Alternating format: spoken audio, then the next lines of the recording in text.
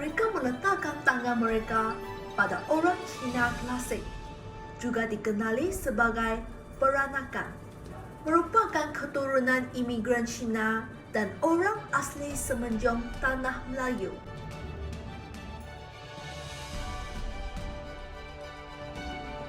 Hari ini, marilah kita bersama-sama menerokai budaya Baba Nyonya.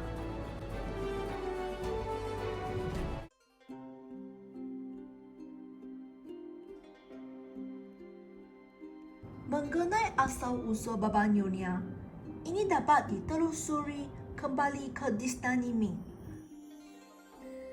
Pelayaran Zheng He ke Asia Tenggara dan awal era pelayaran yang hebat. Pedagang yang datang untuk berdagang di Asia Tenggara mengawini wanita tempatan dan keturunan mereka dipanggil Baba untuk lelaki dan Nyonya untuk wanita. Pada tahun 1826, Pulau Pinang, Melaka dan Singapura ditubuhkan sebagai negeri Selat English. Banyak orang Cina menghantar anak-anak mereka ke sekolah-sekolah English untuk mendapat pendidikan English yang menyebabkan gaya hidup Baba Nyonya menjadi barat. Rumah kedai adalah tempat tinggal Baba Nyonya dan gaya rumah mereka berkembang sejak awal abad ke-18 hingga abad ke-20. Rumah kedai awal, deretan panel atau bidai yang kuat muncul di bahagian tempat kedai. Dinding kayu dan tiang batu biasa digunakan di tingkat 2. Bahkan sebelumnya, atap digunakan di rumah-rumah kedai, namun api mudah dibakar sehingga diganti dengan jubin tanah liat Cina. Rumah kedai tradisional, dinding depan diubah menjadi tembikar dengan dapat mencangkuk patung-patung plaster atau hiasan-hiasan keramik. Di bawah atap, hiasan fris ditambah dengan lukisan atau pertunjukan seramik di atasnya. Bahagian atas pilaster diperbesar untuk menyokong. Pilaster juga menjadi lebih tinggi dan dengan hiasan-hiasan plaster di atasnya. Rumah kedai elektrik Selat dipengaruhi oleh budaya barat. Oleh itu, merangkumi beberapa gaya barat tingkat Perancis penuh dan sepasang penutup kayu panjang penuh, bumbung yang lebih luas dan pilaster dengan reka bentuk yang klasik. Selain itu, ruko Art Deco kemungkinan besar menggunakan gaya Eropah.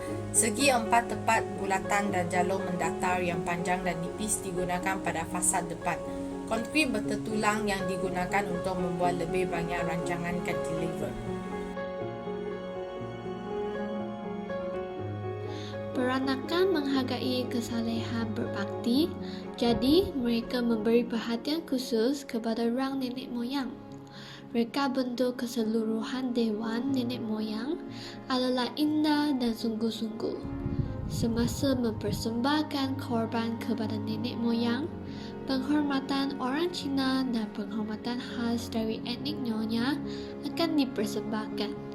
Perhatikan keluarga, tablet itu sangat penting bagi mereka.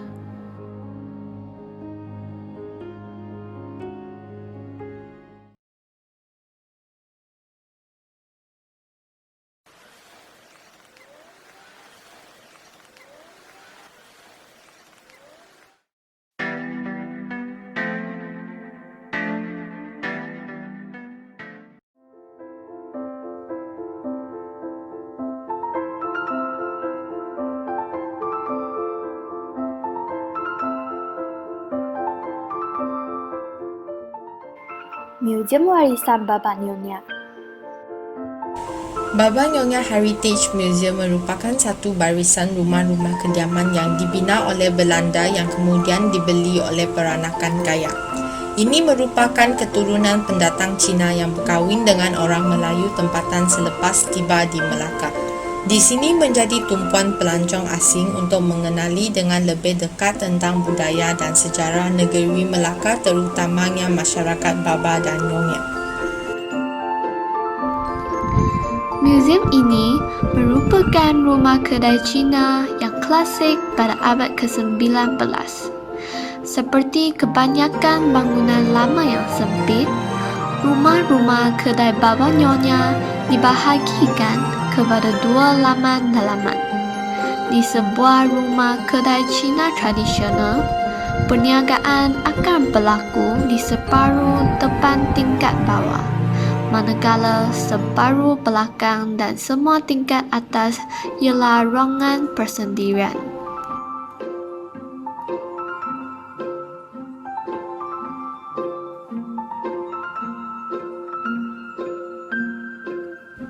Museum ini kaya dengan warisan dari segi pakaian tradisional, perabot etnik dan ukiran.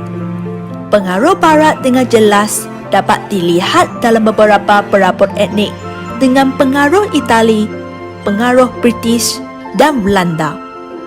Pengaruh Barat tidak berakhir di sini kerana terdapat banyak lagi barangan di museum seperti lampu era Victoria dan jumpi lantai. Kesemuanya mempunyai nilai warisan.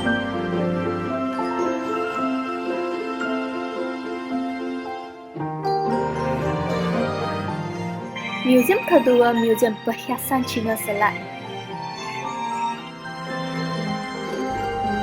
Sebelum ia dibuka sebagai museum, bangunan ini merupakan rumah milik seorang peranakan Cina yang terkenal.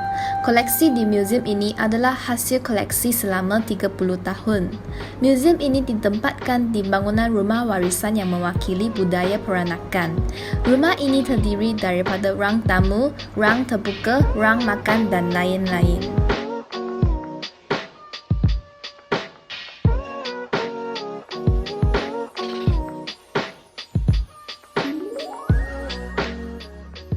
Museum ini memaparkan berabot dan perhiasan budaya peranakan dari kerongsang, kasut, porselin, cincin dan sebagainya yang dipengaruhi oleh pekat bentuk dan motif Cina.